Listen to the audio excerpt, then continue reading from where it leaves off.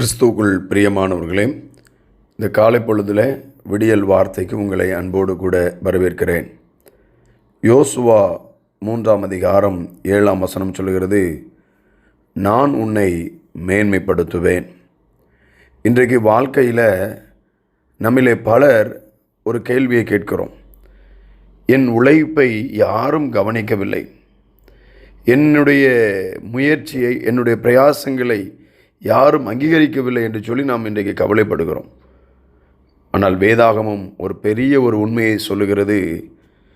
மனிதர்கள் கவனிக்காதவர்களை தேவன் கவனிக்கிறார். மனிதர்கள் உயர்த்தாதவர்களை தேவன் உயர்த்துகிறார்.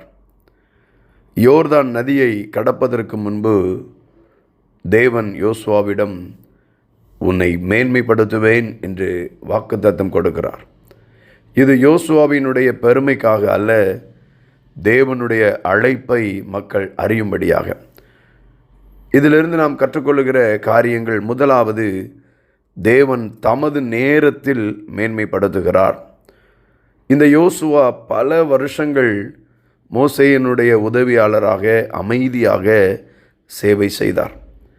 அவர் தன்னை முன்னிறுத்தவில்லை. ஆனால் தேவன் கூறினார், இன்று முதல், அதாவது தேவனுடைய நேரம் வந்துவிட்டது. இதிலிருந்து நாம் உணர்ந்து கொள்ள வேண்டியது, நாம் அவசரப்பட வேண்டிய அவசியம் இல்லை.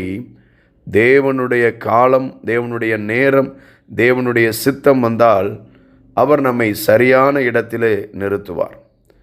ரெண்டாவது, தேவன் கீழ்ப்படுகிறவர்களை மேன்மைப்படுத்துகிறார்.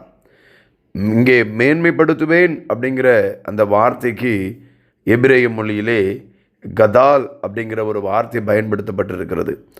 அதனுடைய பொருள் பெரியதாக்குவேன், கௌரவப்படுத்துவேன், மதிப்பளிப்பேன் அப்படிங்கிற அர்த்தங்களை கொண்டது.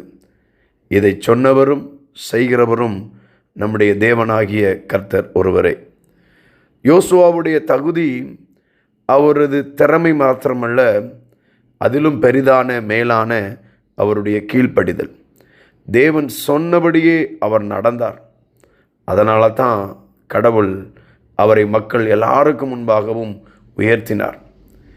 இந்த காலை வேளையிலே கர்த்தருக்கு கீழ்ப்படிதல், அவருடைய சத்தத்துக்கு செவி கொடுத்தல் என்பது நம்முடைய மேன்மைக்கான முதன்மையான ஒரு பாதை.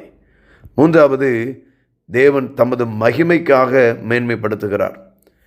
தேவன் யோசுவாவை உயர்த்தியதில் ஒரு முக்கியமான ஒரு நோக்கம், யோசுவாவுடைய பெயர் பிரபலமாக வேண்டும் என்று சொல்லி அல்ல, நான் மோசையோடு இருந்தது போல உன்னோடும் இருக்கிறேன் என்பதை மக்கள் அறியும்படி என்று அவர் சொல்லுகிறார்.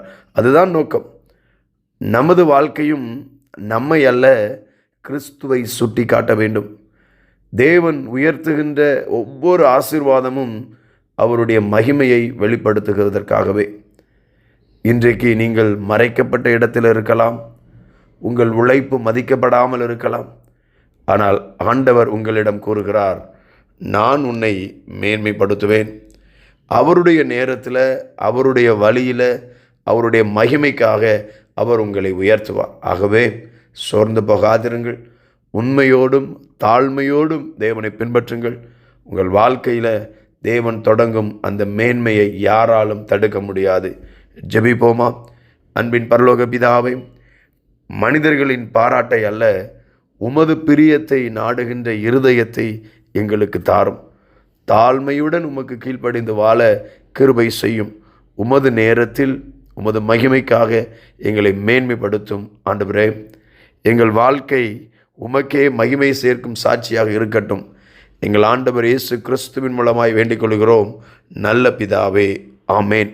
பிரியமானவர்களே, இந்த காலை பொழுதிலே இந்த விடியல் வார்த்தை நிச்சயமாய் உங்களை ஆசீர்வதிக்கட்டும். இயேசுவின் நாமத்திலே வாழ்த்துகிறோம். ஆமேன்.